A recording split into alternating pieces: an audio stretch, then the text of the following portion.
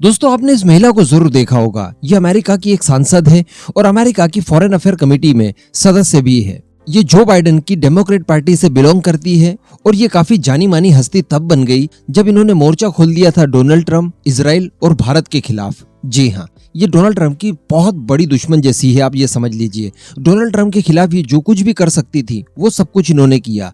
यहाँ तक कि डोनाल्ड ट्रंप के जिन देशों से अच्छे रिलेशनशिप थे वहां पर भी इन्होंने फूट डालने की कोशिश की, जिसमें इजराइल और भारत सबसे ऊपर आएगा। आपको याद होगा जब ऋषि सुनक यूके के प्राइम मिनिस्टर बने थे तब मैंने इन्हीं का उदाहरण दिया था और मैंने आपको कहा था कि आप ऐसा बिल्कुल नहीं समझ सकते कि ऋषि सुनक भारतीय हिंदू हैं तो वो वहां के प्रधानमंत्री बनने के बाद हर मामले में आंखें बंद करके भारत को समर्थन देंगे। जैसे कि ये मैडम पाकिस्तानी तो नहीं है लेकिन फिर भी दुनिया भर के पूरे 56 देशों को आंख बंद करके समर्थन देती है।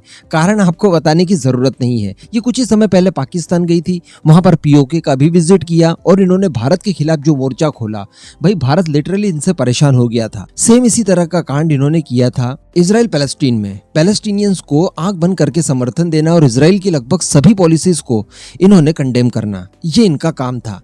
अभी चूंकि ये अमेरिका की सांसद है, अमेरिका की सांसद होने के साथ साथ ये अमेरिका की फॉरेन अफेयर कमेटी की मेंबर भी हैं, तो इनके द्वारा दिया गया कोई भी बयान इंटरनेशनली काफी राइज किया करता था और जो भी लेफ्ट लेवलर टाइप की मीडिया हाउस वगैरह हैं वो इन्हें बड़ी प्रमुखता से छापा करते थे। भारत में 370 हो, डेली राइट हो या फिर कश्मीर का कोई विवाद हो, इन्होंने आंखें बंद करके भारत को कंडेम करना है या नहीं करना है। CAA, NRC और जमाने भर के जो भारत विरोधी एजेंडा जहां पर ये चला सकती थी इन्होंने भरपूर मात्रा में चलाए। यही हाल इसराइल में था। जब गाजा की तरफ से हमास रॉकेट्स की वर्षा करता था इसराइल के ऊपर, उसको ये कभी नहीं टारगेट करती थी, लेकिन जैसे इसराइल रिटेलिएट करता था ये तत्काल खड़ी हो जाती थी और ये पूरी दुनिया में एक ऐसा माहौल तैयार करती थी कि देखिए इसराइल मासूम लोगों के ऊपर अत्याचार कर रहा है। तो ठीक इसी तरह का काम ये दोनों देशों के खिलाफ करती थी और कुल मिलाकर इतना ज्यादा इन्होंने परेशान कर दिया था और डोनाल्ड ट्रंप को भी इतना परेशान कर दिया कि जिसकी कोई सीमाएं नहीं हो सकती। डोनाल्ड ट्रंप ने इनके ऊपर यहाँ तक आरोप लगाया कि इन्होंने अमेरिका आने के लिए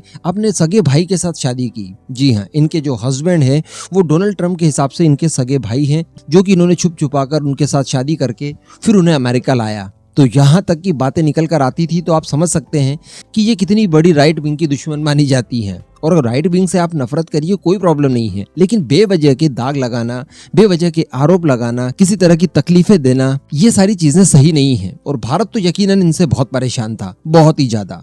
लेकिन दोस्तों, डोनाल्ड ट्रंप की पार्टी की तरफ से वो काम किया गया है जिसकी उम्मीद हम लोग बिल्कुल नहीं कर सकते थे। जी हाँ, अभी हम सभी जानते हैं कि अमेरिका में मध्यवर्ती चुनाव हुए और इस मध्यवर्ती चुनाव में डोनाल्ड ट्रंप की पार्टी ने वहां की लोकसभा, आप मान लीजिए, उसमें बहुमत हासिल कर लिया और इतना बहुमत हासिल कर लिया कि वो अपना स्पीकर चयन कर सके।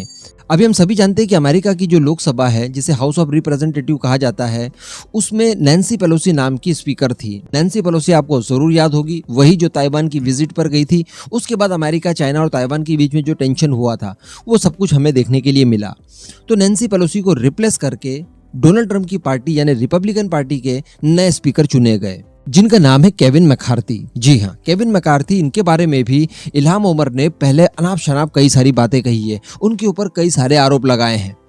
अब इन्होंने जैसे ही स्पीकर पद संभाला तो इन्होंने सबसे पहला काम किया इल्हाम ओमर को अमेरिका की फॉरेन अफेयर कमेटी से बाहर करने का। जी हाँ, और इसको लेकर उन्होंने स्पष्ट बयान देते हुए कहा कि इन्होंने जो मेरे साथ किया है, हमारी पार्टी के साथ किया है और अमेरिका के मित्र राष्ट्रों के साथ जो कुछ भी किया है वो हम कभी भूल नहीं सकते। और इसी वजह से मैं सबसे पहला काम करने जा रहा हूँ कि इन्हें मैं अमेरिका की फॉरेन अफेयर कमेटी से बाहर निकाल कर फेंक रहा हूँ। और फाइनली इन्हें अमेरिका की फॉरेन अफेयर कमेटी से बाहर निकाल कर फेंक दिया गया है। अब ये केवल एक सांसद है, छोटी मोटी, जिनकी बातों में इतना दम अब नहीं बचेगा। अब ये किसी भी तरह का अनर्गल आरोप लगाती है अगर भारत पर या इजराइल पर या अन्य किसी इस तरह के देश के ऊपर, तो उसका कोई भी ज्यादा असर नहीं पड़ेगा, क्योंकि इन्हें अब मीडिया कवरेज नहीं मिलेगी। और ये जो लेफ्ट लिबरल टाइप के जो लोग होते हैं, इन्हें मीडिया कवरेज ही चाहिए होता है, क्योंकि मीडिया सेक्टर में भी इनकी अच्छी खासी पकड़ होती है।